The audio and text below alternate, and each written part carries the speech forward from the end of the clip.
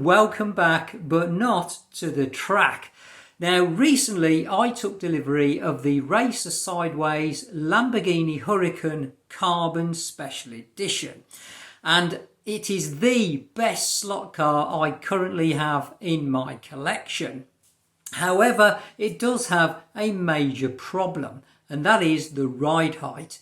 This car sits so low to the track that it's actually scraping the underside of the car as it goes around. It's so bad, in fact, that it's scraped the coating off the motor case, exposing the metal of the motor, thus risking a short on the track as it goes around.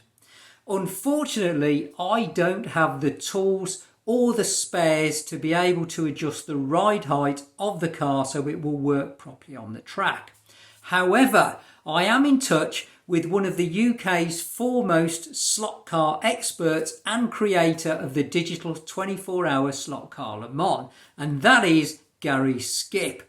So today I'm going to take the Lambo over to Gary Skip's workshop so that he can adjust the ride height so that it will work properly on my track. And we are going to do that right now.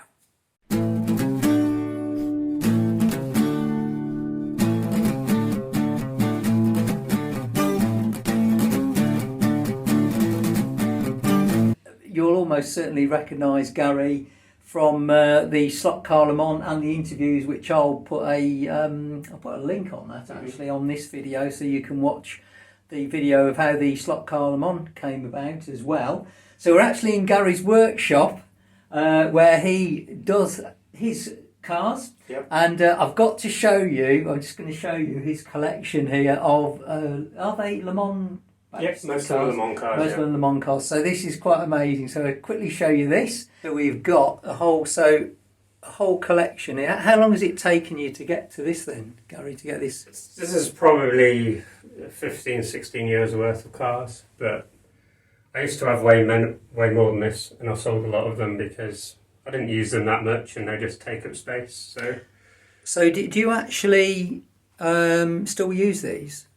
Yeah, every now and then, yeah. I'll get tracks out. I don't have a track at home, but I'll do a bit of rug racing from time to time and make sure that they turn the wheels. Right, okay. And are they all a particular brand, like Scale Electric or Sideways or something like that, or are they different? No, they're a whole mixture. Some of them I've built myself, some of them are Scale Electric, some of them are different brands, Carrera, Slotted, NSR.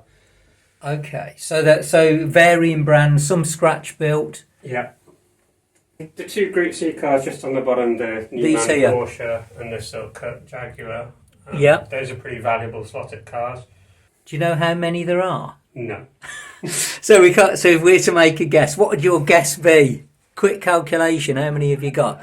I don't know, 150 maybe. There you go. You see, he doesn't know how many there are, even though I don't know. That's there are so many. I know I used to have more than 200 goodness. And I don't anymore. Right, okay. So we're about 150, we reckon. Yeah. And what about, and down here we've got another rather nice Porsche 991, is that? Yeah, this is a car that's just been stripped for bits really, so it's just discarded at the side of the desk and nothing really going on with that. The front splitter, yeah, is catching the bottom of the track. Okay. So we want to lower the front axle a little bit and probably raise the guide a little bit from where you've got it. Okay. Need now, because I couldn't get those screws to adjust, this is what we need then, is it? This is a Wera 0.9 hex drive. Hex drive. Yep.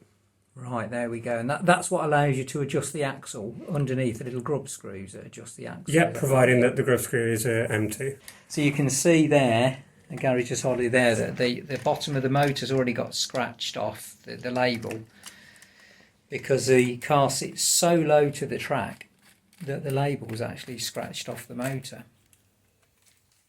Because one of my rules for testing these on a track is that no tweaks, but this is a tweak I've got no choice what to do, because it's in a bit of a it's getting damaged.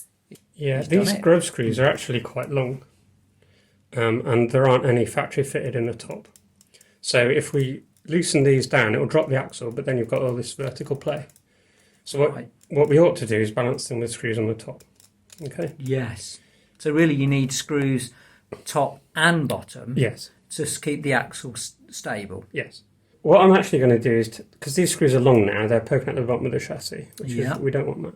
So I'm actually going to take these out and put them on the top, and then we'll put some new shorter ones in the bottom. Okay, right, okay, yep. So we'll put the lower screws in the top, and then you short. Yeah. So I see what you're saying. So if you have two longer ones in the bottom, they're going to scrape the track, aren't they? If they're fully adjusted out, then yeah. It obviously depends on the geometry that the car's been designed with. Okay. And the length of the screw. These things are tiny, look at them. In fact, I love that block you're using, that's really good, that little Perspex block. Yeah, I'm so lucky that you're local and able to do this, because I don't know, I think people who buy these would be a bit stuck, because I don't know what I would have done, if I'm honest. I think it's quite a jump from a home set car like a Scalextric to a professional racing car. There's no sort of middle ground, really. Right. I think cars made by companies such as Ninko used to bridge that gap, but Ninko aren't really around anymore, so it is... Yeah, it is a big... Because you really do need the tools, and you need to know what you're doing with this stuff. Okay. So, what we need... guide spaces, where I'll put those. These guide spaces are incredibly difficult to get, I've found lately. I couldn't find any. What I'm surprised about is that you don't wear glasses or use a magnifying glass, because I can't even see them. I might need to one day. Yeah, I think you probably will pretty soon at this rate. A lot of the times cars out the box, even from professional manufacturers, will come with an equal braid length. So normally you'd put like a brand new set of braids in there then under normal circumstances. Yeah.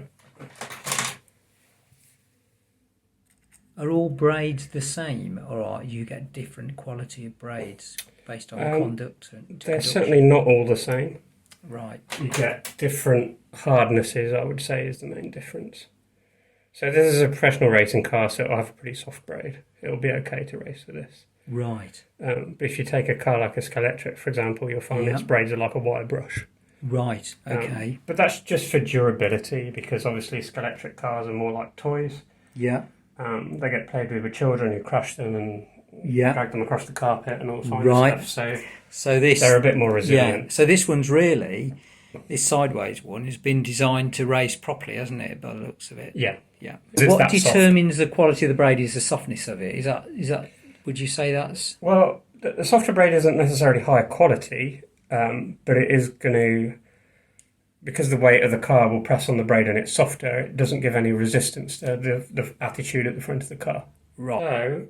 So, we've got a slightly better gap. There's a very small gap, but there is a gap at the front of the car. Okay. Right? So did you put... so what did you do then to create that? I've just put a different spacer underneath. Oh, right, so you put a instead shim of into it. Okay. So even on this setup block, we can see this gap here, or we could measure it with a feeler gauge. Yes. When this car's on a plastic track, it's going to be slightly higher. Yes. Because the rail will push the guide up. Because the rail is higher than the surface of the track. Yep. So at the moment, I'm just going to do it so the screw is flush with the chassis. And then we'll tune it afterwards. And what size grub screws are those, Gary? What actually... they're probably 6mm if these are 6mm. It's, and the heads on these, are they hexagonal type? Yeah, so the screw is like the body, and then there isn't a head because the tool goes inside the body. Oh, I see. Right, okay. Right. So now we'll just put the other screws back in the top. The grub screws in the... Yeah. You've got this... That play there, yeah. So what you're doing now is screwing them back in the top, so you've got the minimal play on the axle by the looks of it. Or whatever to get it perfect, but but for us, I eyeball it. Yeah, exactly. Yeah. And let's face it, it's going on my track, which is not exactly the most professional track in the world. There we go. That's the Lambo then. There it is. Sitting there looking really, really good. Ready to go for a test lap when I get it back. I reckon this will be a 200 mile an hour scale speed I'm hoping for. I don't know whether I'll get to that level, but I'm hoping to. If the other Lambo could do 155... It fundamentally is a lot better car. Yes. So it should do it. It should blitz the record. Yeah. Excellent. Thank you very much for that. That's absolutely excellent. Thanks, Gary. We'll take it and give it a try.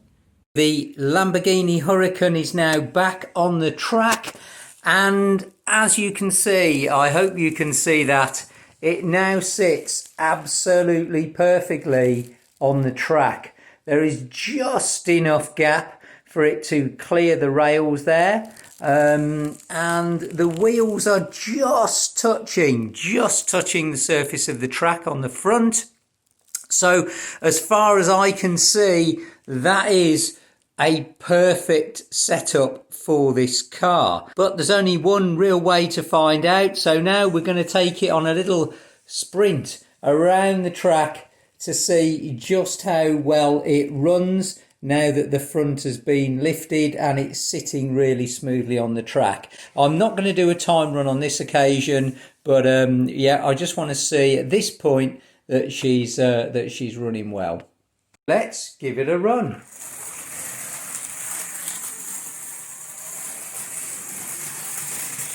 And that is looking pretty good. And that's definitely sounding a lot better. Now once the motor's warmed up, I'm going to give it a bit of a blast. So, yeah, really happy with that. Woo! This thing really is smooth. Going to give it a bit of punch now.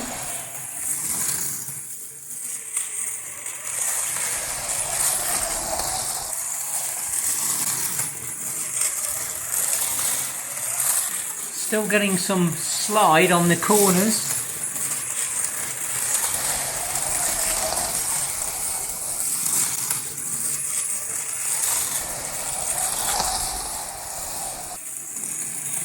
Okay, we're going to bring her in, slow her down now, bring her in nice and steady, let the motor cool down, nice and steady. And there we go. So there you have it. Definitely an improvement there. Now that guide height has been adjusted, it's so much better. And we will be ready in the next couple of days to do a proper timed lap. In the meantime, thanks for watching. Have fun, and we'll catch you in the next one.